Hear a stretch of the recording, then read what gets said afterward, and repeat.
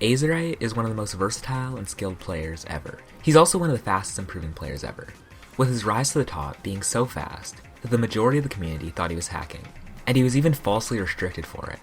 How did he have such an insane and controversial past, and how did he rise above it to become the player he is today? This is the story of Azr8. Azr8 began playing in 2013. Well, sort of. He found out about the game through some friends who'd played on and off, and he tried it out, and after about 50 plays, he promptly quit. And for the next year, it would stay that way. Until, in late 2014, he seemed to rediscover the game after he saw a clip of BoxBox playing Endless Telly Park. And then he finally started playing for real, setting 300 plays in October of 2014, and then playing more and more until he reached his peak of 5,000 plays in January of 2015. By this time though, his improvement really wasn't too insane, with his first 100 PP play and 200 PP plays being fairly spaced apart. At this time, he was clearly playing a lot of ranked, farmable maps, but after his first 300, he started practicing for what would eventually become the defining aspect of his playstyle: DT. It was a venture that paid off almost immediately, when by November 2015, he nearly got a 500 PP play on Kazukache Diamond. This meant that in just a year, he'd gone from his first 100 to almost a 500 PP play. And the crazy part is that this was in late 2015, when the highest PP play was only 667. This improvement was not only good, but literally unprecedented at the time, and people just couldn't believe it. To put it simply, people needed him to be hacking so that they could feel better about themselves. And so, Azr8 was put through one of the worst witch hunts in Osu history. It's honestly almost baffling what people said, since with almost no evidence, the entire community decided that he was a hacker. Any score post of him? Don't care. Hacked. His live play? Don't care. Hacker. There is an actual Osu report thread that says this is evidence. The other Osu report threads then cited things like him flicking with a mouse as hacking. Another report compares his aim to Angel Sims, and says that they don't look exactly the same, so therefore he must be hacking. All of these are almost so absurd that they're nearly satire. But with the whole community against him, would staff hold strong and keep him unbanned, since there really wasn't any evidence? Yeah, no. They restricted him falsely, which makes his case pretty interesting, since in the cases of Vaxe and Whitecat, they were banned for other things while being suspected of hacking, and they likely wouldn't have been banned otherwise because of this case, since after being restricted for a few months, Azr8 made a super detailed explanation behind his restriction, and how false and unjustified it was. You can see just how effective this was at convincing people, since instead of being 10% upvoted, it was a whole 63% upvoted. Yeah, a lot of people still had a grudge, but it seemed that staff was convinced by this, since shortly after, he was unbanned. This was one of the first ever cases of an actually completely false restriction of a legit player, because of community pressure. And, luckily, it would be one of the last. But the ban had already happened, and at this time, he was still only a good player, not yet anywhere near his peak. And in a lot of cases, it would have stayed that way, with the player losing motivation and playing less and less until fading into obscurity. But not Azr8. He certainly lost motivation, but it seems that he decided that he had something to prove, and so he continued to play just as much as before. And it seemed to begin finally paying off when he got his first score post with a positive amount of upvotes. This would finally begin his slow ascent from cheating accusations. By November of 2016, after almost a year of witch hunting, he was starting to both set and be appreciated for his insane scores, with his United Hidden Hard Rock FC getting a fair bit of attention, mostly because, Azr PP record funny, but also since it was a pretty good score. He then went on to set a couple of DT 500s, which were pretty sick. But unlike his United plays, these would still be called hacked by a fair few people. This was still such a huge improvement over last year though, and by the time 2016 had ended, he'd gone from universally hated to only controversial, and he made a lot of steps in the right direction. But 2017 would be the year that Azr8's insane mentality and scores would begin to shift the tide completely. Starting in January, when he set a Kazukache Diamond FC with 541 PP. It was the map that he'd infamously started his controversy on when he missed it, and now he'd FC'd. This served to bring a lot of people who hated him out of the woodworks again, turning the score into pretty much a battleground. A lot of people had already picked sides, and so nothing really went anywhere, and it mostly just made it clear that although things were changing, the whole ordeal certainly wasn't over. Luckily though, he'd already gotten some supporters, most notably Vaxe and Arson. Both of them had or were currently being witch hunted because of their fast improvement, and their support probably helped his mentality and reputation, at least a bit. And only a few days after this, he would get his first 600 Don Don. He would almost immediately follow this with another 600 on High Free Spirits, which had a top comment saying this: ROG Unlimitation, a map which 5-digit players I know have FC'd with AC. Someone who just put an A rank on an insane map with 281 BPM finishes with a B. Yeah, Azr8. It is possible that there's a reason for that, but rather unlikely. And there were so many, oh, that could be why, that's why, and other bad excuses, that I just assumed you cheat. Yeah, at this point, it pretty much reads like satire, and to say that people didn't want to believe Azr8 was an understatement. Still though, by this time, most of his posts had gotten to around 70% upvoted, and outside of Reddit, his plays on things like Circle People would get 90 to 99% like ratios. His reputation was certainly already improving, and then he did something which would pretty much get him over the edge. He began to play a lot less farm maps, and a lot more finger control and reading heavy DT maps. This would yield pretty immediate results, since his transition to these maps would lend him a lot of much needed goodwill from the community, with a pretty obvious change in the tone of the comments, since it went from, there are so many bad excuses that I assume you cheat, to, I think it's more fun to believe he's legit rather than witch hunting him without any proof. This certainly signals a shift in the tide.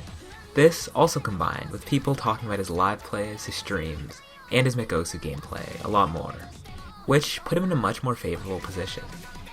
Then, with this win behind his back, he started streaming with a hand cam in March. This helped him even more, and so, as the weeks progressed and he set more and more plays, people started to get used to it, and the people making the accusations went from the majority to basically a meme, which finally let the focus shift towards his increasingly impressive plays, like his Endless Starlight 581, and his Fuyu Nisaku Hana play, which had the third best accuracy after only HVIC and Raphis. Yeah, he was pretty good, and his rank represented this when he hit the top 10 in April. This would be the start of his long reign at the top, and the end of the accusations.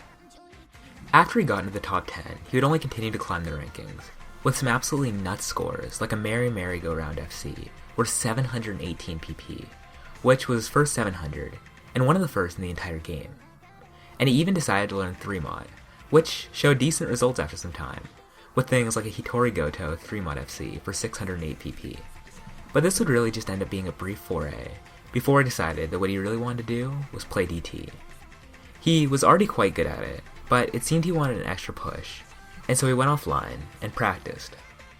During this time, he set a lot of really impressive plays, and even a 600 PP play, which would pretty much foreshadow what his comeback would look like, since, after a month and a half of training offline, he came back and set a couple of 600s, with his highest being 657. But it doesn't seem like this is enough for him, since, after this, he would go for a score that would really stand out. A Remote Control FC. At first, this might seem pretty standard, since Vaxe and Kakizi already both had an 800 PP FC on it. But it wasn't necessarily going to be the FC that was special, but the way that he executed it. Because although Vaxe and Kakizi were both top 3, and they both had exceptionally good accuracy, the runs that Azr8 was getting on the map were something else. Since after a 99.4% 1 miss, and a 99.3% 2 miss, worth 559 and 697 PP respectively, he got what would end up being one of the most insane runs ever.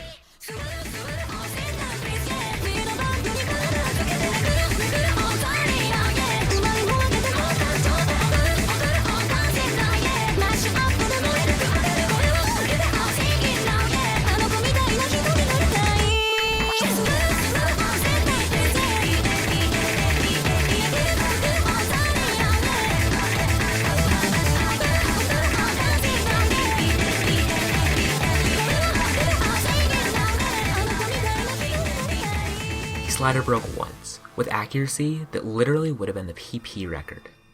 This was one of the most tragic chokes the game had ever seen, and in hindsight it's even worse, because after all of this, The best play that he would ever end up getting on the map would be a 2-miss for 744 PP.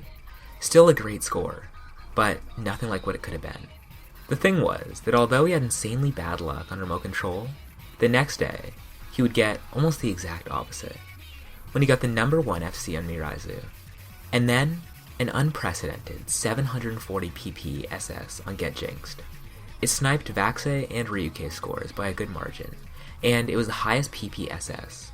It was overall just an insane score that made it clear just how good Azr8's accuracy was, with a staggering 53 UR.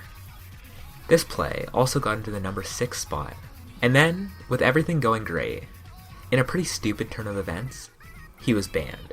I couldn't find a concrete reason for this ban, but it seems like it was some sort of strange automated ban, since only an hour later he was unrestricted.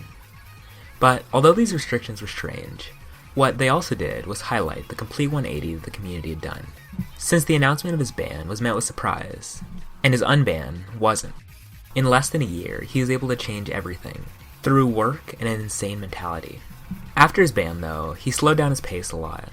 The ban likely didn't have anything to do with it, but it seemed that he just lost interest in the game, with the entire rest of 2018, and the first half of 2018, having only won 700. And after May of 2018, he completely quit for 3 months. But after all of this, he came back, and after just a few weeks of offline training, he set a 768 PP play on Sotarik's Monochrome Butterfly. It was a cool play for sure, but it also wasn't quite as special anymore, since 800 was increasingly becoming the standard. And so, he went back offline to train, and this time, his comeback would be very different, since he would set his new top play on Blade Dance with an 824 PP play. It finally got him his long overdue first 800, and it brought him to the number 9 spot. This made it abundantly clear just how good he was, and it also made it seem like more scores like this would probably be coming soon. But, just like the previous year, Azr8 quit. Well, not completely, but he quit intensive farming, mostly to flex his other 2 skills of speed and accuracy, especially on hard-to-read maps. This also coincided with him taking part in the Great HVIC Snipe of 2018, which he was one of the main members of, and his skills of downright stupid accuracy and familiarity with 2014 DT made him one of the most efficient at it. And he, along with a few other players, were able to take HVIC's number 1s from 150 to 8. Yeah, it was pretty insane.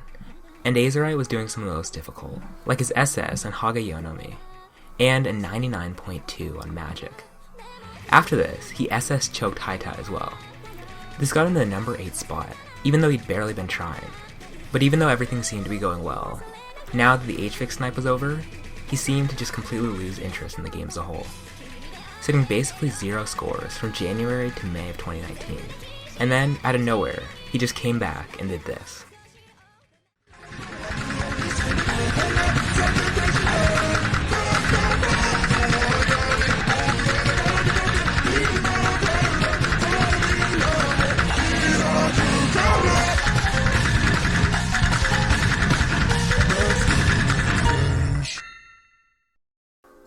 This also came along with a myriad of scores that were, well, Azr8 scores.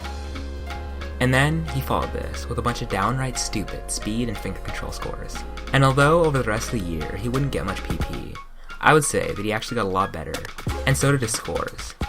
He then proved this in January of 2020, when he farmed for about a week, and got his new top play on Quaver with an 880 PP play, and climbed 15 ranks, from number 30 to number 15, making it stupidly obvious that he still was a top 10, or maybe even a top 5 contender. Azr8 is one of the greatest players of all time. Originally hated so much to the point where staff decided to ban him. And then, through it all, he was able to push through and set so many insane scores to the point where people just got used to it and realized how great of a player he is.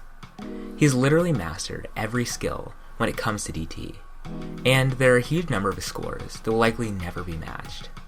And I think that makes him pretty incredible.